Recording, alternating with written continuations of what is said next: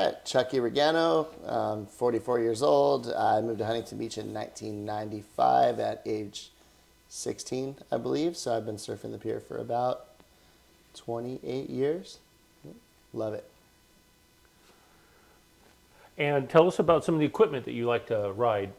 So at the pier, I mean, in Huntington Beach in general, I ride my regular shortboard. I ride like, Lost surfboards. Tell me about some of your maybe your mentors or your friends around the pier that you look up to or that you like to surf with, or just maybe the bros. Tell me about those people. Cool. So first off, you guys have been out in the water since I first started surfing the pier. Well, Both of way you guys. before you were. Yeah, But well, I mean, from my memories, yeah, I mean, so you're right there, you guys are right there with them all. So when I first moved here in 95, I had already met Dwayne Toole, and he had introduced me to Tom Resvan. So Dwayne and Tom would take me surfing. I was in homeschool for about a year when I moved here. Just the transition from moving from, Los Angeles to here for the school district, I had to have that little time off in between to get into Huntington and to figure out how to get the right address for Huntington for down the line. So Dwayne and Tom would pick me up and take me surfing, but there was no cell phones back then. There was no internet. There was no if I missed the ride, I missed it. They're not going to circle back. As Resvan, he was the same then as he is now. If you miss the ride, you're out, right? He's got you either in or you're out, and same with Dwayne. So I would sit out, on these steps in front of my apartments on Golden West and Warner and wait. I'd be out there 45 minutes early just to make sure I didn't miss the ride. So I'd surf with those guys a lot. So they were my first initial friends here. And I'd say mentors as well. They're a couple years older, so I looked up to them. They knew how to navigate the crowd at the pier. They were in the mix with everybody, and they ripped, right? Then, as I started high school, and a little bit before high school, I met Ryan Carlson. Ryan Carlson was, he's a year younger than me, but over the years, we became very close friends over the years. I could go on and on about that. But even though he's a year younger than me, I looked up to him because the guy charges. When we were kids, he was doing rodeo flips. Before rodeo flips were a thing in the media, people didn't know that he was doing these already. You'd see them in videos, and people were like, "Oh my gosh, a rodeo flip, whatever." He was doing those down at, North Huntington, in a little wedgie. He was doing them already when he was 16, and that was, like I said, in 90. When I met him, it was probably 96, so he was probably 16 or 17, and he was doing them already. He was always that guy over the years that was like, go on this one, even though I'd be like, we'd surf river or something on a kind of a crazy day. He's like, go. So I had to go, and I got the best waves ever because he kind of made me go. I couldn't back out, or else you weren't going to be in the car for the next trip, Then, also the older guys at the pier, Bud Lom, obviously. He's one of the best surfers to ever come out of California and at one time in the world, right? So always looked up to, his surfing and, Dean Quinn, his surfing, for one, he's always in really good shape, even though he was I still think about when I'm at that level, I want to be like that, and he always gave, not just me, but, the times that he did talk to me, he gave me really good advice that other people weren't probably giving me at the time, that really helped me out personally. And then, that's, as far as from Huntington, there's a lot of guys, it's such a big family, right? It's such a big family, generation to generation to generation, and when I think of people I look up to, I think Jason Robinette, he's out there shredding all the time. He kills it, and he's a pastor. He's a pastor, and he's out there in the most blood pressure raising lineup in the universe besides lowers. And he's out there ripping it, and he still, he finds it in his heart to forgive people constantly, even though he's surfing at the biggest crowd.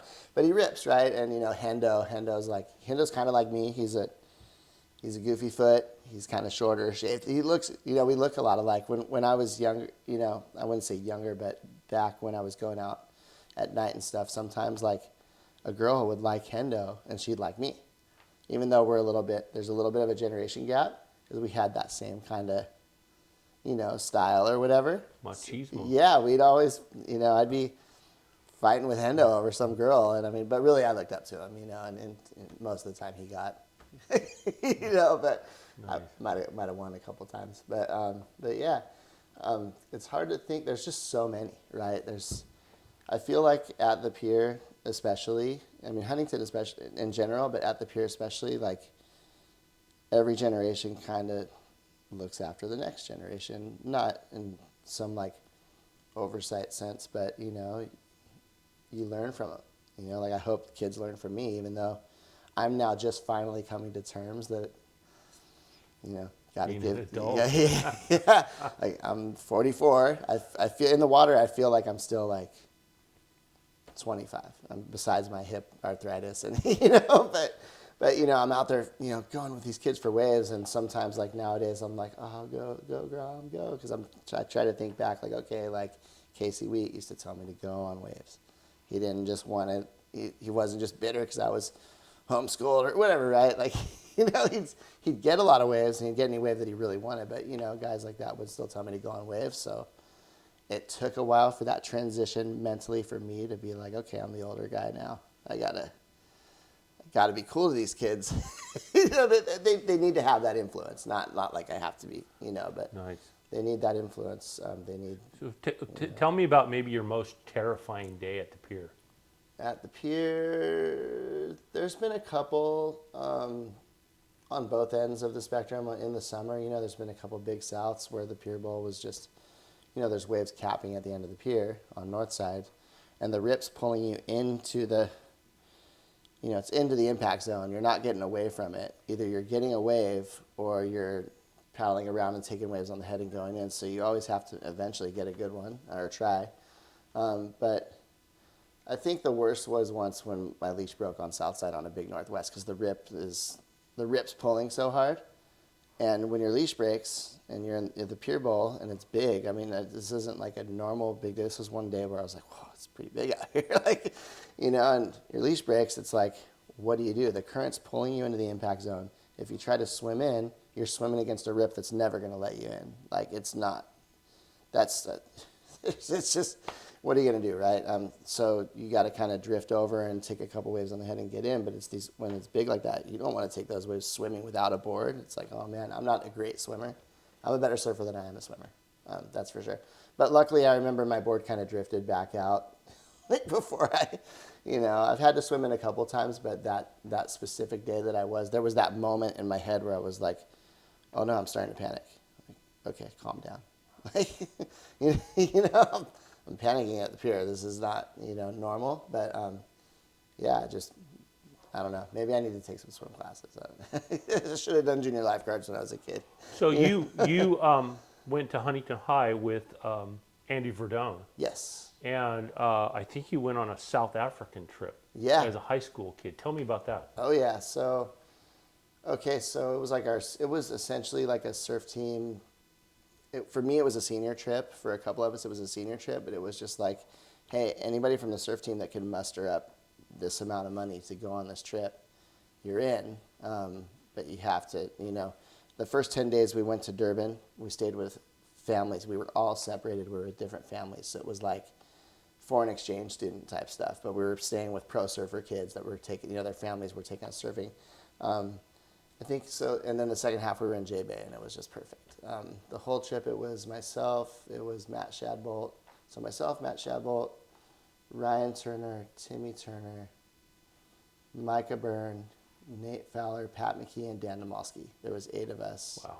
And yeah, so the first part of the trip, we were staying in Durban, and we surfed the Gunston 500. We were all, separated, but we'd meet up for surfs. So we entered the Gunston 500. If a lot of people won't remember that nowadays, what the Gunston 500 is now, it's the Bolito Pro, but that was like the U.S. Open of surfing for South Africa. It was huge. It was, if you've ever seen Durban, it's like Huntington on steroids. There is just restaurants and bars and hotels lining this whole stretch of beach, and there's jetty piers and jetties just lining. They call them piers, but they're essentially jetties. They're just really small piers. But yeah, they're just lining the beach, and there's just all these different sick waves. There's people are partying on the boardwalk right here. There's go-karts. I mean, you name it. It's like crazy cities right on the beach. So we all had a good time. I mean, we surfed the Gunston. I made one heat in the Gunston, which was like, I mean, that's like, it was right before they changed it from the Gunston to a different contest. But then I got smoked the next heat. I mean, that wasn't that great, but made a heat. But then we went to J-Bay all together, and we met with Bill Sharp. Bill Sharp was our guide at the surf school, Bill Sharp down here. So he, the first 2 days, J-Bay was too small. So he took us to a place called Seal Point, and Seal Point is like, if J-Bay is small, Seal Point's still overhead. There's one part of the point, at the end of the point, one side is called the Wild Side, and it's 15 foot and wind blown to absolute, it's just scary looking, just rocks everywhere. You wouldn't surf it, it's not surfable, but then the point is perfectly, the wind blows this way, and the point is groomed, and it's the longest point, and there's like a barrel on the inside, and across this little like channel, there's a beach break over here. I remember one of the sessions, everybody had gotten out, and I stayed out because it was so perfect. I was the only one in the water at this perfect right point, just going like, oh my gosh, I can't get out. There's no way I'm getting out of the water. Have fun getting lunch, guys. Like, there's no way. I'd way rather, I'm only here once probably in my life. So I surfed that day at Seal Point, and then I think when we got back to the bed and breakfast, we were eating dinner, and our hosts told us, hey, do you know what happened a mile up from Seal Point? And they said right around this time frame, right? This time frame was while I was in the water alone. I remember Bill and Verdone were watching me surf, probably because they were like, he's going to get eaten by a shark. What is he doing? Right? Like, there's big sharks there. So a guy got chomped by a shark at the next point over while I was surfing alone. He got chomped like maybe a mile or two up the beach, another point break. It's just, I almost fainted when they told me. I was like, oh, gnarly. But anyways, and then, the next day we surfed Seal Point again the second day, and it was, it was good, but we paddled across that channel. It's kind of a deep channel. We surfed the beach break, and the beach break's this barreling, sick beach break. But I remember I kind of saw a shadow. After hearing the story the day before, I saw like a shadow in the wave. And it could have been a shadow just of the wave breaking. I don't know, right? Like, what I saw, I turned around, I went in, I walked the long way around. There was no way I was going to paddle back over the channel to the point. I was like, nah, I'm done. And then, so yeah, that was Seal Point. And then the rest of the trip, the next 8 days, J-Bay was perfect. I mean, I probably have some pictures somewhere that I'll try to find. There's a picture of Shaddy running up the point. I know Verdone has all this stuff too. We have video footage of these days. The guys from Lost were there before I surfed for Lost. Matt Biolis, Justin Madison, and Kenny Caldwell were there. And they were like Team Lost, right? They had their video guy. That video guy videoed us surfing for 8 days too, because we were out there at the same time. And there's so much footage. It's so hard to find it. I heard it was at Micah's house one time. Then Verdone was showing it at surf class one time. I got it, and I edited all my waves together on a VHS tape back then. It was all VHS. And I lost that, and it was like the best waves of my life, right? But yeah, but J-Bay was perfect. I mean, it's a heavy wave. It's when you're paddling for a right at J-Bay, all you see is this crazy brown barrel coming at you from up the point. And you're just like, oh, you don't even want to look at that if it's good size. Like, you just want to look down the line like this way where the open face is. Because if you look that way, it's like, ooh, that thing is black. Like, but we had a really good time. Verdone was like the best chaperone, right? Him and Bill Sharp was the best guide. I mean, he Two legends of Huntington, actually. Very two Absolutely. wonderful men. Yeah. One thing, Verdone, the biggest day, there was a big day where it was cloud breaking and reforming into super tubes. Verdone surfed all day. All day. Most of us got 3-4 waves. We're like, ooh, we did it. Cool. Verdone surfed all day. From sun up to sundown. He came in and ate like a peanut butter and jelly sandwich. The guy was out there for 8 hours, easy. Like, and it was big. I mean, like, he's a bigger dude. So, I mean, maybe he was like, this is perfect, but it was macking. That was the one day we were just like, whoa, like, we didn't know Verdone had that in him. Like, we've seen him surf the pier, but yeah, Yeah, I've heard. You know, like, So I recall a story about two companies that maybe weren't always the best reputations, but they kind of helped you through some troubled times. Tell me about that. I forgot about this. Oh man, that's so funny. So okay, so there was a time when I was about maybe 22 years old ish, and I was partying too much. I was old enough to go to the bars, and you see all the girls, and you end up hanging out with people that don't surf, and they just party, and next thing you know, that's the cool thing to do, and I was definitely like not surfing a lot, throwing my life away, drinking too much, just doing too much bad stuff, just not for too long of a period of time. Not that I didn't kind of go back and forth over about a 10-year period, but for a couple years it was really bad, from 22 to 24.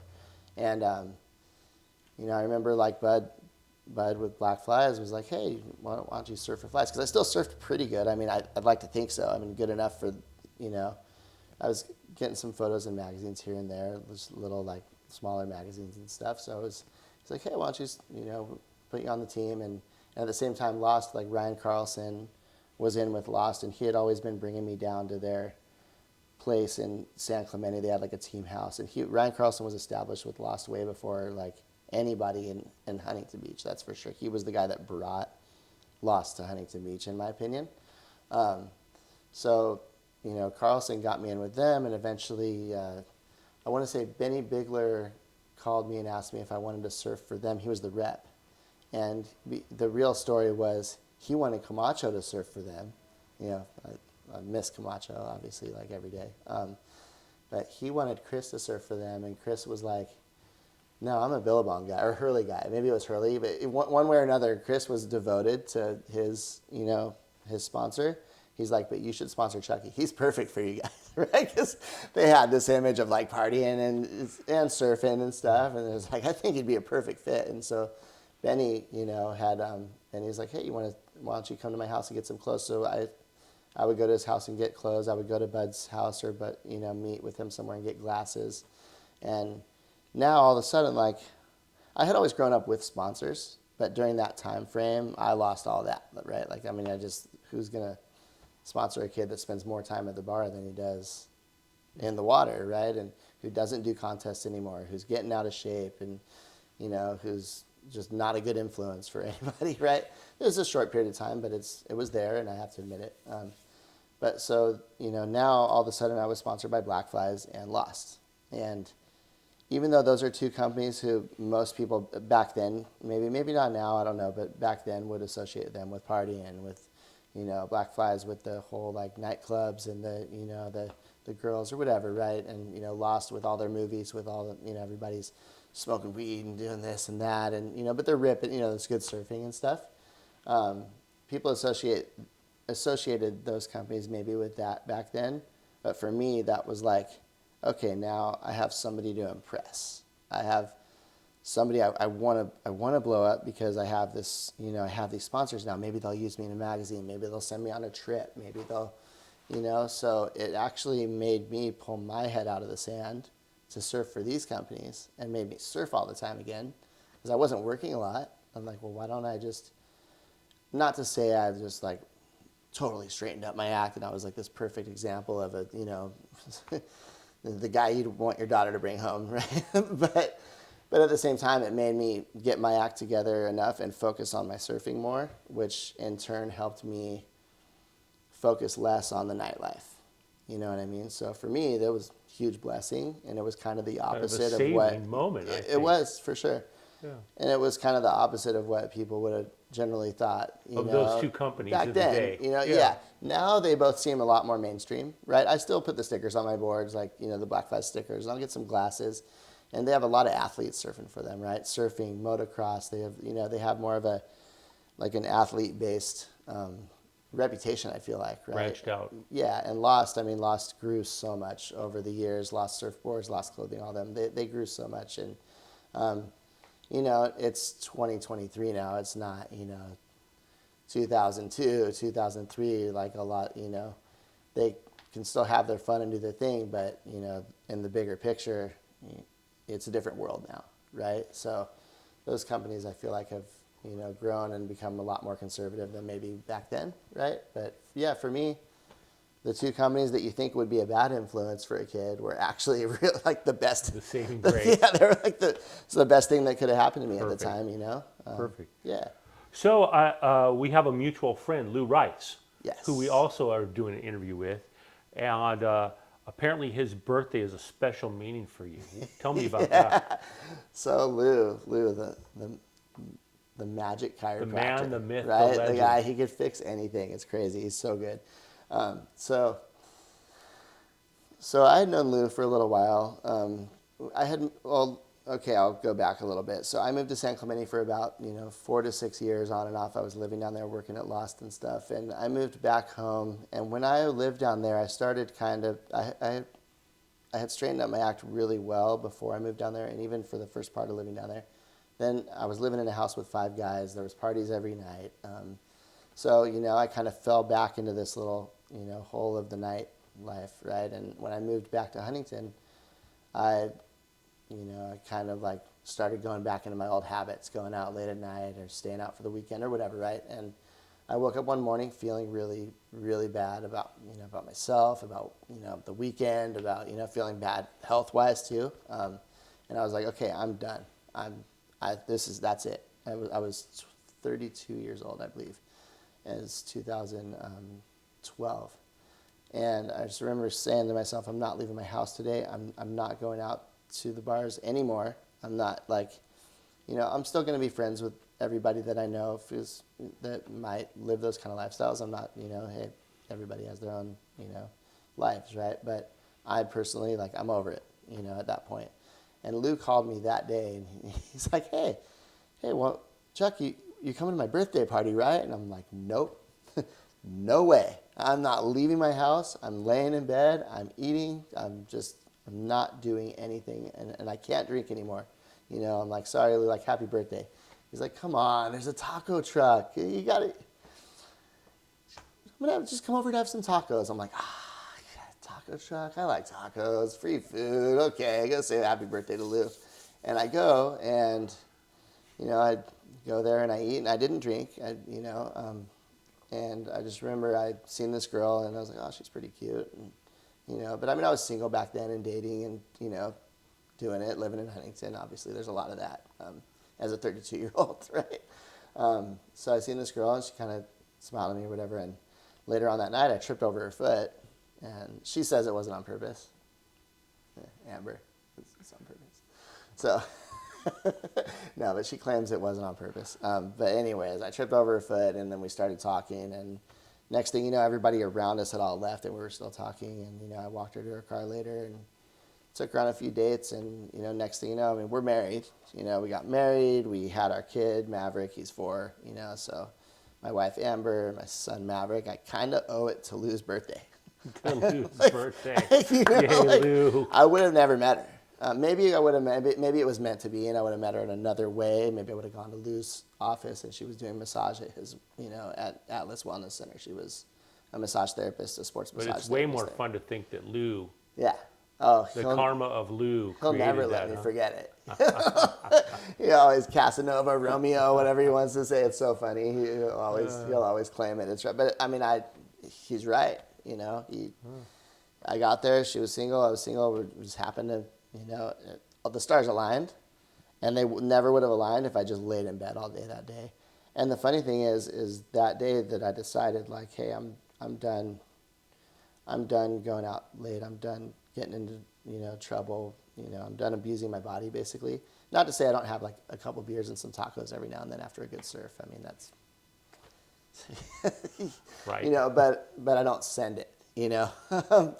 But ever since then, that day, it's been the same. I made that decision that day and stuck with it, and I'm 44 now, right? So it's been 11 years or something. 11, maybe I was 33 at that point then. So either way, it's been 11 years since then. Almost it'll be 12, next year. So it was. And so you managed to change your lifestyle. Pretty amazing. And I noticed that some of the kids out there now are having a struggle. Yeah. And I'm sure they always have. I've watched some of the kids over the years struggle and battle. Yeah, you've seen it all. You've been at the pier for Yeah. decades and decades. But one of the things I find very endearing to me is how some of the boys now will mentor some of the younger kids and help them. Yeah. Tell me about that. So I don't have like a specific kid that I mentor, right? But my overall goal when a kid actually takes the time to talk to me, because a lot of kids don't want to talk with an older guy, right? We'll chat a little in the water, but it's more like, oh, you're ripping, oh, try this, or you know what I mean? Like, hey, go for that wave or whatever. But when they actually give me the time to really talk, maybe after they've seen me a few times, right? Like, you know, especially ones that just moved here, because I moved here when I was younger, right?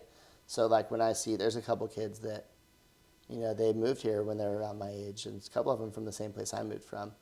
And like I haven't gotten to chat too much with that kid yet, but I will if I get the chance, right? But I just try to steer him on, try to let him know, like, hey, don't all that stuff's up there. You see Main Street up there. You see it. You see girls. You see your friends. You're gonna see your friends go down these holes, and you don't have to follow them. Like, you could be their friend, but you don't have to do what they do to be cool. Right now, you surf. Most of them are good surfers. The coolest thing you can do that you can look back on when you're my age is going to be like, whoa, I ripped that whole time, you know, and maybe you're going to go pro and maybe you're going to be famous. But if you go down the path of, you know, abusing drugs and alcohol, I mean, alcohol can be just as bad, right? It can be a gateway, you know, but I mean, I can't be a hypocrite though. I like a couple beers here and there, but you know, if I try to tell kids like not to follow their friends down that path, because no matter what, if you grow up here, pretty much any surf town, you're going to have friends that end up doing the wrong things, and it's going to look like the cool thing to do. Maybe that friend gets all the chicks, or maybe that friend like knows everybody and everybody loves them. But you know, if you can not do that stuff, you're going to be better off. Good that you're there to listen and maybe offer some help when you get a chance. Yeah. Some of the other boys are doing the same thing out there, and I commend them, you know, for, you know, they lived the life, you know, we lost Casey. Yeah. And that was a real tragedy for me, because I remember he was a little kid. Yeah. So when those guys can get themselves cleaned up and then they turn around and look and see who they can help. Yeah. That's a real blessing, I think, in our community. We're kind of a tribe. Yeah. And the tribe looks after everyone, which is, I think, is a great thing. Absolutely. So I forgot to mention earlier, Carrie Suffolk, right? You know Carrie, obviously, from the water. Like, he's one of the best surfers on earth, in my opinion, right? Like, his style, he could ride Soul any surfer, board. for sure. I wish he was part of, like, the board riders or something, like, because anytime he's ever, over the years, we entered a couple contests together when we were younger, like the team contests and stuff. And he's a full soul surfer, but the guy rips so hard. If he put on a jersey, he would, especially if the waves were good, he would blow minds. If it's barreling, he's going to be like Machado, right? He's so good. I mean, when we were kids, he would ride all these different boards, even through like the teens and 20s. He was one of my earlier, like, better friends too. I met him through a mutual friend, and, you know, Ryan Carlson was friends with him and a couple other friends, and we just ended up, you know, bonding and surfing together so much over the years, right? Like, I consider him one of my, you know, better friends in the world, for sure. But anyways, he would ride all these different boards. He'd always try to get me to ride them. He goes, oh, I'll try this twin fin. Oh, you should ride a single fin. Oh, you should ride this board and that board. And I was like stuck on my short boards. I'm like, no way. Like, I want to be like, you know, the pros. I want to be like, you know, Aki or whatever, right? They only ride short boards. And that's, you know, no way. Those boards, like, you could surf them. I wouldn't, you know. And I remember I was injured, and he got me to try this like single fin shortboard, and I was like, oh my gosh, what have I been missing out on, right? And he's always like, told you so. Anytime I ever need like board advice or anything, like, especially about boards, but Carrie is like the guy. He'll take an hour out of his time to talk to you about boards. He won't like, oh, gotta go. He has 2 kids, a wife, works all the time. And if you call him and ask him about a board, he's like, oh, let's talk. Like, you're like, this is what you want, you know? And he would, like, you know, he's the kind of guy that'll grab your board and be like, hey, dude, what's up with your wax? And he'll change the wax for you. Like, he's just like, he's that kind of friend, right? I would love to see him do, you know, the 80s contest and, you know, the board riders stuff, because I think he's probably the best influence for, if I if I were to pick anybody in the water and be like, that's who I want my kid to be like, attitude-wise and talent-wise for sure, but just the way, everything, right? I would be like, that's the guy. Like, can my kid live with you? And can you just mentor my kid? Like, I want him to be as calm and cool as you. I want him to surf as good as you. I want him to be as open-minded as, like, he would be the guy. I think he goes out, he gets a lot of waves. He doesn't snap. Like, all of us snap in the water. I punched my board today. Right before Linda said she saw me get a good left, and it was like the best wave I've gotten on Northside in a while. But right before that, I was having the worst session, and then one of the Groms, I actually liked the Grom, but he got this right where, like, I was in the spot, but he paddled over, was a little deeper. I'm like, all right, buddy, Then, like, the next wave comes in, I got this set wave, and I was like, oh, sick, and I got it, and my hip kind of pinched when I popped up, which is always a reminder that I need surgery. So I'm like, I missed I probably wouldn't have made it anyways. It kind of ran off, but I missed my chance to make it. My hip pinched. I'm underwater going, my hip, I forgot. I know it's always just that little reminder that I need the surgery that I've been recommended by multiple people. So I came up from the water, and I remember I, like, just smashed my board. But you would never see Carrie do that, right? Like, we've all done that. Guaranteed. I don't know anybody that surfs the pier that hasn't just lost their mind one time or another or 10 times. Like, we get a lot of people that surf the pier, But I try to keep it cool. But anytime I am snapped and Carrie's in the water, I'll just look over. I'm like, oh, wait, okay.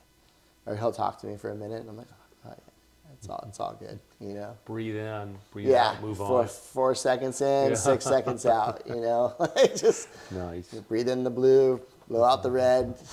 But yeah, that's, and like I said, I mean, even though it's crowded, like the pier, it's such a family at the pier. There could be 30 to 50 people out, and even though some of them you might not know really well, you know all of them. So here's the question for you.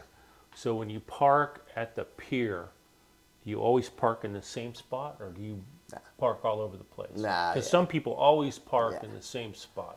You got, like, okay, so when you pull in on 6th Street, you got a lot of the locals and a lot of the rippers. Most of the better, not to say the better surfer, there are a lot of really good surfers. Most of, like, the aspiring pros are, like, the lokes that rip. They're parked right there to the right, the second and third level, And then over here to the left, you got the guys that have been surfing the pier for who knows how long, right? A lot of them. 50 plus years. Yeah, 50 plus years. And I've known all these guys since I've been a kid too. And I know these guys from growing up with them. And it's funny because they'll all, those guys park over there. They're, you know what I mean? We're all out there. We're all you're not going to avoid anybody. Like, and it's just, I like to show respect to that whole group over there to the left because they're always cool. They're out there every morning. If you pull in the 6th Street lot and go left, you're going to see some of the same people every single day. Those guys are on it. Like, they don't miss a beat. I remember Bull, rest in peace, like Bull's, did his paddle out recently, but he was down there every day, Bert and Bull and,